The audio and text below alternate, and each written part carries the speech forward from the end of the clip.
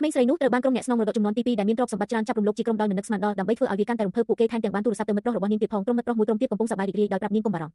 ពួកគេពិតជាមានពេលវេលាដ៏អស្ចារ្យហើយពួកគេអាចផ្ញើអាសយដ្ឋានរបស់ពួកគេទៅនាងដើម្បីឲ្យនាងអាចមកបានយ៉ាងលឿនទោះជាយ៉ាងណាក៏ដោយនៅពេលដែលនាងប្រញាប់ប្រញាល់មកនាងត្រូវបានក្រុមចៅមួយក្រុមបញ្ឈប់បុរសនៅពីក្រោយនាងដែលមានសម្លេងសប្បុរសបានព្រមាននាងថាចៅវាយនាយវ័យក្មេងទាំងនោះនៅជាន់លើមិនត្រូវលេងសើចជាមួយទេហើយនាងគួរតែត្រឡប់ទៅផ្ទះវិញឲ្យបានលឿនដើម្បីជៀសវាងការសម្លាប់ខ្លួនឯងក្មេងស្រីនោះមានការភ័យស្លន់ស្លោមិនដឹងថាជាងឈៀវថងកំពុងឆ្លងកាត់អ្វីនោះទេហើយបានព្យាយាមបង្ខំនាងឲ្យឡើងទៅតែត្រូវបានវាយដំនិងបន្សល់ទុកស្នាមជាមនិងអស់កម្លាំងដោយភាពស្រឡាំងកាំងអ្នកស្នងមរតកចំនួនទី2ដែលមានទ្រព្យសម្បត្តិច្រើនដឹកនាំដោយអូយ៉ាងបានចុះមកជាន់ក្រោមដោយពេញចិត្តសម្លឹងមើលស្ត្រីដែលដួលលើដីដូចស្រមោចដោយមានអារម្មណ៍ពេញចិត្តយ៉ាងខ្លាំងគាត់គិតថាហើយហេហើយអ្វីបានជាអ្នកយឺតម្លេះមិត្តស្រីរបស់អ្នកបានរងចាំអ្នកយូរមកហើយនាងកំពុងសម្រាកនៅជាន់លើឥឡូវនេះចាំទៅលើកនាងហើយនាំនាងទៅផ្ទះនេះជាឈុតឆាកដ៏ខឹងសម្បារបំផុតនៅក្នុងរឿងភាគទាំងមូលភាពក្រអឺតប្រទុំរបស់អ្នកមានចំនួនទី2មិនត្រឹមតែបង្ហាញពីភាពគ្មានទោសពៃរបស់ជាងឈៀវថងប៉ុណ្ណោះទេប៉ុន្តែថែមទាំងបានបំផ្លាញសេចក្តីថ្លៃថ្នូរទាំងអស់ដែលមិត្តប្រុសគួរតែមានផងដែរនៅពេលដែលក្មេងប្រុសទីក្រុងអូសជំហានធ្ងន់របស់គាត់ឡើងទៅលើទៅកាន់សាប៊ីយ៉ាគាត់គ្រាន់តែឃើញឈែវថងដែលត្រូវបានធ្វើទារុណកម្មមិនអាចស្គាល់បានយំនៅពេលនាងវិចខ្ចប់សម្លៀកបំពាក់របស់នាងនៅពេលនេះការនិយាយអ្វីមួយគឺមិនចាំបាច់ទេអ្នកដឹកនាំរឿងមិនបានអនុញ្ញាតឲ្យពួកគេយំទេប៉ុន្តែបានប្រើភាពស្ងៀមស្ងាត់យូរដើម្បីបង្ហាញពីភាពសោកសៅយ៉ាងខ្លាំងពេលខ្លះការនិយាយមិនចេញគឺជាការឈឺចាប់បំផុតប៉ុន្តែតើអ្នកគិតថានោះជាទីបញ្ចប់របស់វាទេរបួសលើកទី2ពិតប្រាកដបានកើតឡើងនៅពេលដែលឈែវថងបានប្រាប់ឪពុកម្ដាយរបស់នាងគ្រប់យ៉ាងបន្ទាប់ពីប្រាប់ឪពុកម្ដាយរបស់នាងនៅពេលដែលនាងបានបោះជំហានចូលទៅក្នុងមន្ទីរពេទ្យសម្រាប់ការពិនិត្យសុខភាពដែលគួរតែជាការស្វែងរកយុត្តិធម៌និងប្រមូលភស្តុតាងបានក្លាយជាការធ្វើទារុណកម្មប្រភេទថ្មីមួយក្រោមនីតិវិធីត្រជាក់និងការសម្លឹងមើលយ៉ាងយកចិត្តទុកដាក់របស់អ្នកអតីតឥឡូវនេះសូមដោះសម្លៀកបំពាក់របស់អ្នកចេញទាំងអស់ជាសូមទូចឲ្យនៅទីនេះយើងយល់ពីអារម្មណ៍របស់អ្នកប៉ុន្តែនេះគឺសម្រាប់ការពិនិត្យសុខភាពដំណើរការស្តង់ដារនិងចាំបាច់ហើយបន្ទាប់មកអ្នកត្រូវតែស៊ូទ្រាំវាស្រមៃមើលក្មេងស្រីម្នាក់ដែលទើបតែជួបប្រទះរឿងបែបនេះដោយរស់នៅសុបិនអាក្រក់នោះម្ដងហើយម្ដងទៀតនៅចំពោះមុខមនុស្សចម្លែកតើនាងត្រូវស្ថិតនៅក្រោមសម្ពាធផ្លូវចិត្តប៉ុន្មានហើយនេះជាមូលហេតុដែលជនរងគ្រោះជាច្រើននៃការរំលោភបំពានផ្លូវភេទជ្រើសរើសនៅស្ងៀមប្រព័ន្ធមួយដែលត្រូវបានគេសន្មតថាការពារអ្នកដែលងាយរងគ្រោះប្រសិនបើដំណើរការខ្លួនឯងត្រជាក់ខ្លាំងនោះវាមិនខ្លាចជាអ្នកសំគំនិតជាមួយមនុស្សអាក្រក់ក្នុងកម្រិតណាមួយទេកូនស្រីរបស់ខ្ញុំបានជួបប្រទះរឿងបែបនេះក្នុងនាមជាឪពុកម្នាក់ជាងបេមានអារម្មណ៍ថាមានកំហុសយ៉ាងខ្លាំងគាត់មានអារម្មណ៍ថាគាត់មិនបានការពារកូនស្រីរបស់គាត់ឲ្យបានល្អនាងកំពុងបញ្ចេញកំហឹងរបស់នាងនៅក្នុងច្រករបៀងមនុស្សចង់លួងលោមនាងប៉ុន្តែជាងបាបានបញ្ចេញកំហឹងមកលើគាត់វិញហើយអ្វីបានជាអ្នកនិយាយថាគាត់បានត្រឡប់មកវិញហើយបង្ករឿងនេះម្ដងទៀតអ្នកបាននិយាយថាស្ត្រូវនៅពេលនេះគាត់គ្រាន់តែមានអារម្មណ៍បន្ទោសខ្លួនឯងយ៉ាងខ្លាំងប្រសិនបើមិនមែនដោយសារគាត់ទេសៀវថងប្រហែលជាមិនបានរងទុក្ខវេទនាបែបនេះទេសួស្ដីអ្នកទាំងអស់គ្នានេះគឺឈីងលួនថ្ងៃនេះយើងបន្តមើលរឿងភាគតៃវ៉ាន់ប្រសិនបើខ្ញុំមិនបានឃើញការវិភាគស៊ីជម្រៅរបស់ព្រះអាទិត្យទេរបៀបដែលសិស្សវិទ្យាល័យធម្មតាម្នាក់ត្រូវបានជំរុញឲ្យក្លាយជាឃាតករស៊ីរៀលដែលញ័រជើងរបស់គាត់នៅក្នុងវគ្គចុងក្រោយយើងបាននិយាយអំពីរបៀបដែលបុរសម្នាក់ត្រូវបានបោកបញ្ឆោតឲ្យចាក់ថ្នាំដោយមនុស្សចំនួនទី2ដែលមានទ្រព្យសម្បត្តិច្រើនហើយបានរត់គេចខ្លួនពីទីក្រុងតៃជុងដើម្បីរកប្រាក់ចិញ្ចឹមជីវិតនៅទីក្រុងតៃប៉េប៉ុន្តែគាត់មិនដែលរំពឹងថាគាត់នឹងទទួលបានសារជាអក្សរពីម្ដាយរបស់គាត់ភ្លាមដោយប្រាប់គាត់ថាបំណុលគ្រួសារត្រូវបានសង្ហើយហើយគាត់លែងត្រូវការលាក់ខ្លួនទៀតហើយទោះបីជាគាត់មានការសង្ស័យក៏ដោយប៉ុន្តែគាត់នៅតែត្រឡប់ទៅតៃជុងវិញដោយមិននឹកស្មានថាការសម្រេចចិត្តនេះនឹងរុញគាត់នឹងសៀវតុងចូលទៅក្នុងទីជ្រៅបំផុតរឿងដំបូងដែលគាត់បានធ្វើនៅពេលត្រឡប់ទៅតៃជុងវិញគឺត្រឡប់ទៅសាលារៀនវិញហើយស្វែងរកសៀវតុងប៉ុន្តែគាត់មិននឹកស្មានថាពួកគេទាំងពីរនាក់នឹងត្រូវបានឃើញដោយអូយ៉ាងទីពេលកំពុងញ៉ាំអាហារជាមួយគ្នានោះទេគាត់មិនដែលរំពឹងថាបុរសកំសត់លីរេនយ៉ាវពិតជានឹងត្រឡប់មកវិញទេដូច្នេះគំនិតដ៏កាចសាហាវជាងនេះទៅទៀតបានកើតនៅក្នុងចិត្តរបស់គាត់ទោះជាយ៉ាងណាក៏ដោយលីរេនយ៉ាវមិនដឹងអ្វីទាំងអស់អំពីរឿងនេះទេនៅតែជ្រមុជនៅក្នុងសេចក្តីរីករាយនៃការជួបជុំគ្រួសារកណ្ដាលសេចក្តីរីករាយដែលបានឃើញឆេវថងម្ដងទៀតមន្ត្រីប៉ូលីស2នាក់បានមកដល់មាត់ទ្វាររបស់គាត់ភ្លាមនៅល្ងាចនោះអូនេះមែនទេពួកគេបានសួរគឺមាននរណាម្នាក់បានរាយការណ៍ថាអ្នកប្រហែលជាពាក់ព័ន្ធនឹងការប្រើប្រាស់និងជួញដូរគ្រឿងញៀនតើវាអាចកើតឡើងដោយរបៀបណាកូនប្រុសរបស់ខ្ញុំមិនព្រមធ្វើរឿងបែបនេះទេយើងគ្រាន់តែមកពិនិត្យមើលគាត់តើខ្ញុំអាចមើលបន្ទប់បានទេអូបាត់ចាស់សោះវាអាចទៅរួចអូបាត់វាអាចទៅរួច Lyven មិនដែលរំពឹងថាប៉ូលីសនឹងរកឃើញថង់គ្រឿងញៀននៅក្នុងបន្ទប់របស់គាត់ទេនេះមិនមែនជារបស់ខ្ញុំទេមនុស្សម្នាក់នេះមានក្លិនដូចផ្លាស្ទិកដូច្នេះអ្នកគឺជាអ្នកដែលប្រើប្រាស់គ្រឿងញៀននៅទីនោះហើយលក់វាទៅឲ្យអ្នកដទៃសម្រាប់នេះពិតជាមិនមែនជាខ្ញុំទេតើវាអាចជាអ្វីផ្សេងទៀតសូមឲ្យខ្ញុំប្រាប់អ្នកវាជាទម្លាប់ដែលអ្នកមាននៅតៃប៉េហើយអ្នកធ្វើរឿងបែបនេះប្រសិនបើនរណាម្នាក់ចង់ឲ្យខ្ញុំសម្លាប់អ្នកខ្ញុំនឹងសម្លាប់អ្នកគួរតែដឹងថាអ្នកត្រូវបានគេដាក់ទោសដោយមិននឹកស្មានដល់បន្ទាប់ពីរត់គេចពីការដេញតាមរបស់ប៉ូលីសគាត់បានទទួលការហៅទូរស័ព្ទពីអូយ៉ាងដែរដែលក៏ប្រាស្ទីលអូយ៉ាងដែរដោយមិននឹកស្មានដល់បន្ទាប់ពីរត់គេចពីការដេញតាមរបស់ប៉ូលីសគាត់បានទទួលការហៅទូរស័ព្ទពីអូយ៉ាងដែរដែលក៏ប្រាស្ទីលអូយ៉ាងដែរខ្ញុំហៅថាអ្នកកំពុងលាក់ខ្លួនពីប៉ូលីសអ្នកបានបង្កើតខ្ញុំដូច្នេះអ្នកមិនល្ងងទេនោះជាបទឧក្រិដ្ឋធ្ងន់ធ្ងរប៉ុន្តែឪពុករបស់អ្នកមិនស្ទាក់ស្ទើរតតែសោះ500,000យន់500,000យន់ទៀតអនាគតរបស់អ្នកត្រូវបានលក់ដោយឪពុករបស់អ្នកហើយអ្វីបានជាឆេងឈូមិនចូលចិត្តអ្នកការវាយដំអ្នកមិនបានធ្វើឲ្យគាត់មានអារម្មណ៍ធូរស្រាលទេអូដោយវិធីនេះកុំប្រាប់ប៉ូលីសថាអ្នកមិនបានធ្វើវាទេព្រោះខ្ញុំមានវីដេអូរបស់អ្នកបង្កបញ្ហាកាលពីលើកមុនរូបថតមួយខ្ញុំគ្រាន់តែកំពុងសប្បាយជាមួយឪពុកម្ដាយរបស់អ្នកខ្ញុំនៅណែនយើងផ្ញើរបស់របរទៅពួកគេសំឡេងស្រាលពីចុងទូរស័ព្ទធ្វើឲ្យបេះដូងរបស់លីរេនយ៉ាវធ្លាក់ទៅដល់បាតជ្រៅគាត់មិនដែលគិតថាការអាក្រក់ពីមនុស្សខ្លះអាចកើតឡើងដោយគ្មានហេតុផលបានប៉ុន្តែការក្បត់ពីមនុស្សជាទីស្រឡាញ់វិញវាដូចជាកាំបិតមួយដែលអាចចាក់ឆ្លងកាត់ព្រលឹងរបស់អ្នកបានភ្លៀងធ្លាក់ចុះយ៉ាងខ្លាំងភ្លាមពីលើមេឃប៉ុន្តែបេះដូងរបស់មនុស្សវិញត្រជាក់ជាងទឹកភ្លៀងនេះទៅទៀតគ្មានកន្លែងទៅគាត់បានដើរទៅមិនដឹងខ្លួនរហូតមកដល់ច្រកផ្លូវចូលផ្ទះរបស់ឆាវថងម៉ាក់ខ្ញុំក៏មិនជឿខ្ញុំដែរគេថាខ្ញុំជាអ្នកញៀនថ្នាំប៉ុន្តែខ្ញុំមិនញៀនថ្នាំទេគ្មាននរណាម្នាក់នៅក្នុងលោកនេះជឿខ្ញុំទេទោះបីជាពិភពលោកទាំងមូលមិនជឿគាត់ក៏ដោយសៀវតុងនៅតែអបនាងយ៉ាងណែនដោយមិនស្ទាក់ស្ទើរឆាត់ពណ៌ផ្កាឈូកបានធ្លាក់មកដីដូចជាផ្កាក្រៀមស្វិតបន្ទាប់មកសៀវតុងបានលាក់លីរិនយ៉ាវនៅក្នុងផ្ទះសាច់ញាតិម្នាក់ប៉ុន្តែលីរិនយ៉ាវមិនចង់ធ្វើជាបន្ទុកដល់នាងទេដូច្នេះនាងបានឆ្លៀតឱកាសពេលយប់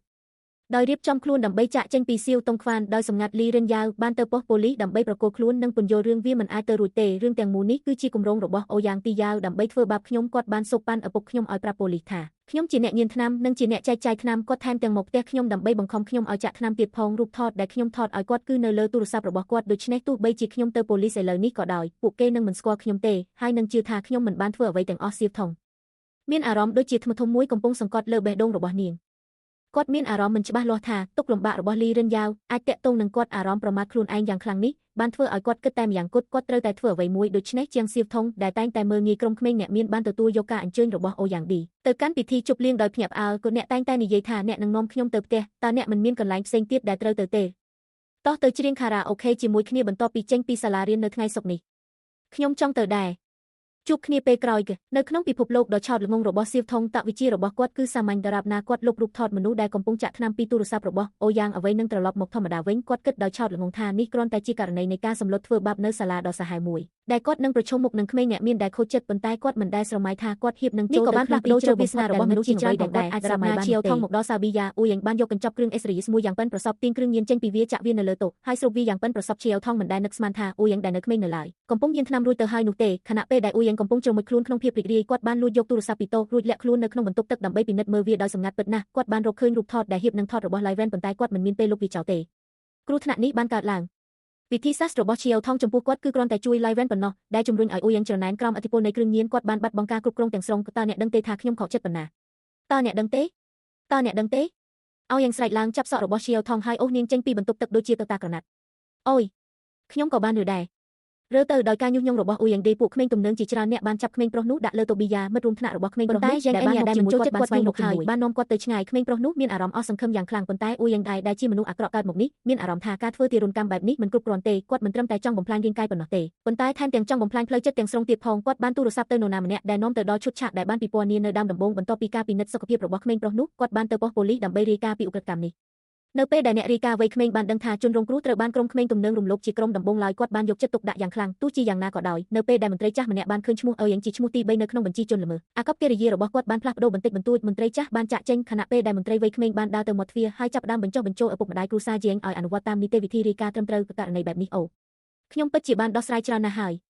ខ្ញុំដឹងច្បាស់អំពីគ្រោះថ្នាក់ធ្ងន់ធ្ងរដែលបានបង្កឡើងចំពោះក្មេងស្រីនោះហើយខ្ញុំគ្រាន់តែផ្ដល់យោបល់ប៉ុណ្ណោះវាគ្រាន់តែជាការផ្ដល់យោបល់ប៉ុណ្ណោះតើអ្នកមិនគួរនិយាយជាមួយសាលាជាមុនទេ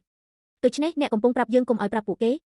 ហេតុអ្វីមិនរាយការណ៍វាស្ថានភាពនេះធ្ងន់ធ្ងរណាស់ជាការពិតណាស់យើងត្រូវងាកទៅរកយុទ្ធសាស្ត្របែបនេះប៉ុន្តែឥឡូវនេះរឿងសំខាន់បំផុតសម្រាប់យើងគឺសុខុមាលភាពផ្លូវចិត្តនិងរាងកាយរបស់ក្មេងស្រីនៅពេលដែលយើងចាប់ផ្ដើមធ្វើសេចក្តីថ្លែងការណ៍មិនត្រឹមតែប៉ូលីសនិងព្រះរាជអាជ្ញានឹងដឹងអំពីរឿងនេះទេប៉ុន្តែសូម្បីតែអ្នកយកព័ត៌មានក៏នឹងដឹងពីអ្វីដែលបានកើតឡើងដែរវាមិនមែនគ្រាន់តែនិយាយម្ដងឬពីរដងនោះទេវានឹងគ្មានទីបញ្ចប់ទោះបីជាយើងជាមនុស្សពេញវ័យអាចដោះស្រាយវាបានក៏ដោយតើក្មេងស្រីតូចម្នាក់អាចដោះស្រាយវាបានដែរឬទ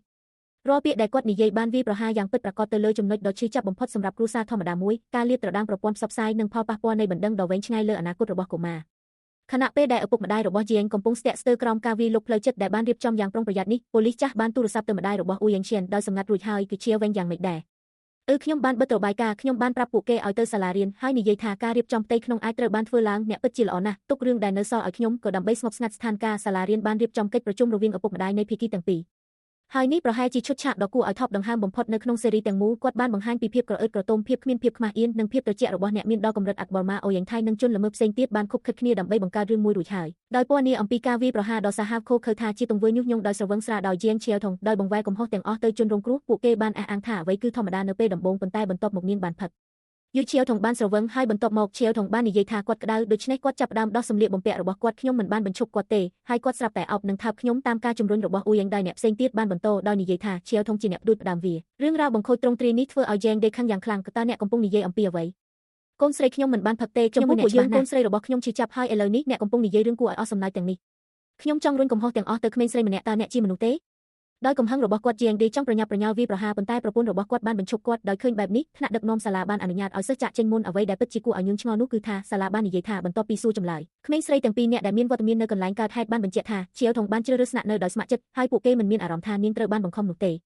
គឺគួរឲ្យហួសចិត្តណាស់ម្ខាងឪពុកម្ដាយរបស់អ្នករំលោភបំពានហាក់ដូចជាស្ងប់ស្ងាត់និងញឹមខណៈពេលដែលម្ខាងទៀតឪពុកម្ដាយរបស់ឈៀវថងពោពេញដោយកំហឹងនិងភាពអស់សង្ឃឹមដើម្បីការពារកូនរបស់ពួកគេថែមទាំងចាប់ផ្ដើមវាយប្រហារជនរងគ្រោះរួមគ្នាដោយនិយាយរឿងដូចជាពួកគេចាត់ទុកគ្រួសារយើងដូចជាអ្វីទាំងអស់របស់ពួកគេទាំងអស់ត្រូវបានចាប់ខ្លួននិងចាក់សោដូច្នេះសូមប្តឹងពួកគេ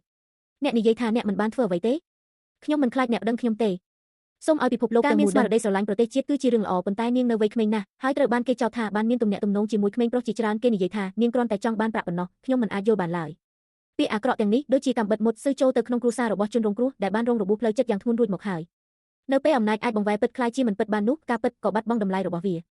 ឪពុកម្ដាយរបស់អ្នកដែលប្រើអំពើហិង្សាមិនមានការភ័យខ្លាចឡើយព្រោះពួកគេដឹងច្បាស់ថាខ្លួនមានធនធាននិងអំណាចសង្គមគ្រប់គ្រាន់ដើម្បីការពារខ្លួនគ្រប់គ្រាន់ដើម្បីធ្វើឲ្យពួកគេមិនអាចយកឈ្នះបានពួកគេមិនចាំបាច់លាក់បាំងការព្យាបាទរបស់ពួកគេទេព្រោះនៅក្នុងក្រសែភ្នែករបស់ពួកគេគ្រួសាររបស់ជាងឆាវថងគ្រាន់តែជាស្រមោចដែលពួកគេអាចរៀបចំតាមចិត្តម្ដាយរបស់អ៊ូយ៉ាងដេបាននិយាយថាដរាបណាយ៉ាងបែយកព្រមមិនធ្វើរឿងធំចេញពីវាពួកគេមានឆន្ទៈផ្ដល់ប្រាក់ជាសំណងចំនួនជាក់លាក់អាចជាអ្វីទាំងអស់ប្រឈមមុខនឹងក្រុមមនុស្សដែលស្លៀកពាក់ស្អាតប៉ុន្តែមានចិត្តអាក្រក់នេះជាងបែលែងអាចទ្រាំទ្របានទៀតហើយបដិសេធដោយកំហឹងអ្វីដែលគេហៅថាសំណង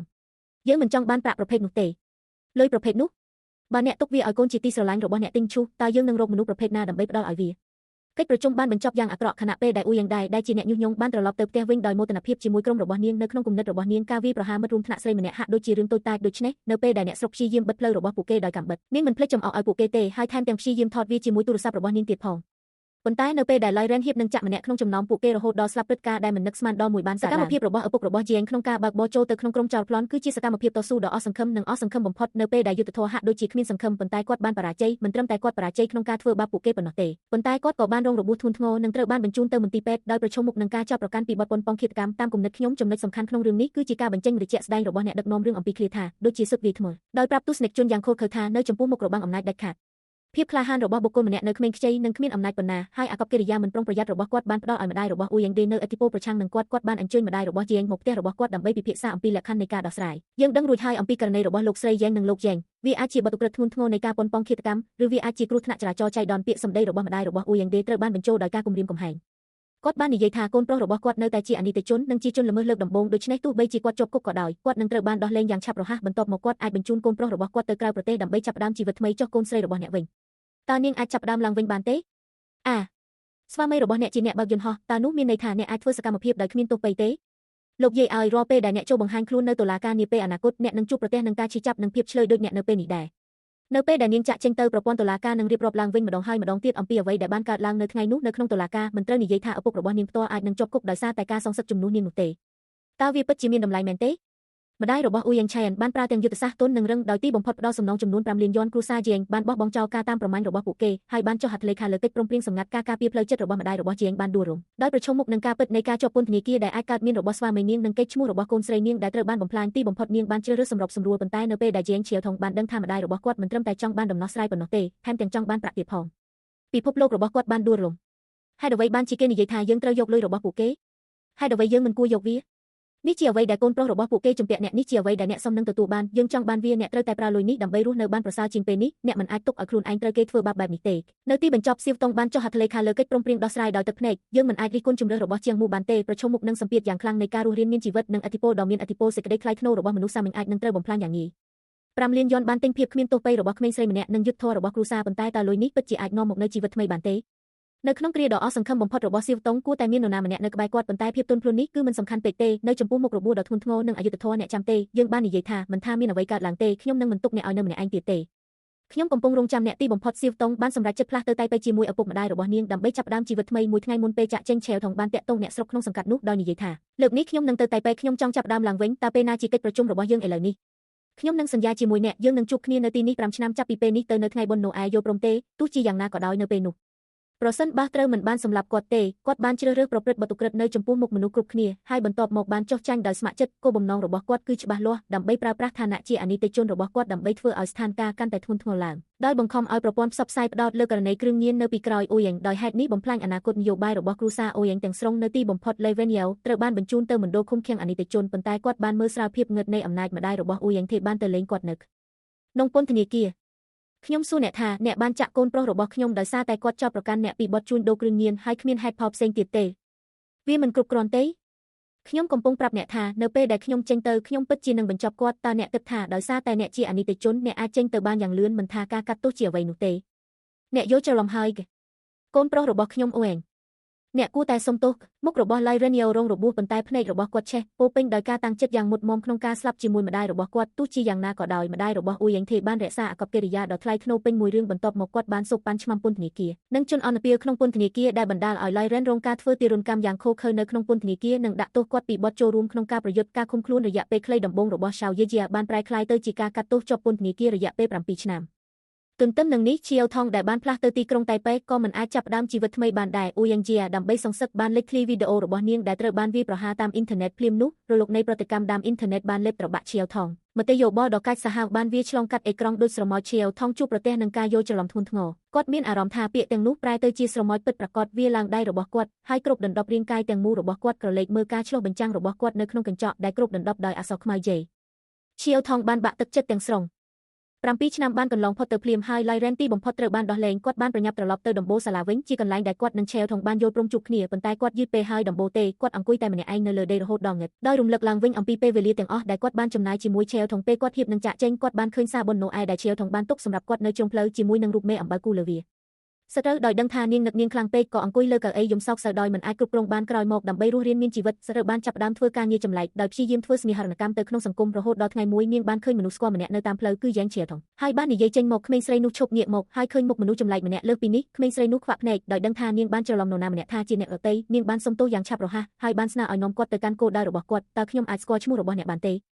ខ្ញុំឈ្មោះ Che Xiangqing ខ្ញុំមានកម្មវិធីវិទ្យុ3ថ្ងៃក្នុងមួយសប្តាហ៍ប្រសិនបើអ្នកមានពេលអ្នកអាចស្ដាប់រឿងរ៉ាវអំពីរបៀបដែលនៅពេលដែលអ្នកទាំងពីរបែកគ្នាឈើច្រត់របស់ក្មេងស្រីនោះបានធ្លាក់ពីដៃរបស់នាងដោយចៃដន្យពេលដែលមានអ្នកព្យាយាមរើសវាឲ្យនាងពួកគេបានរកឃើញថាក្មេងស្រីនោះមានស្នាមសាក់រូបមេអំបៅនៅលើដៃរបស់នាងដូចនឹងរបស់ Cheo ថងដែរដូច្នេះតើ Che Xiangqing ជានរណាឲ្យប្រាកដ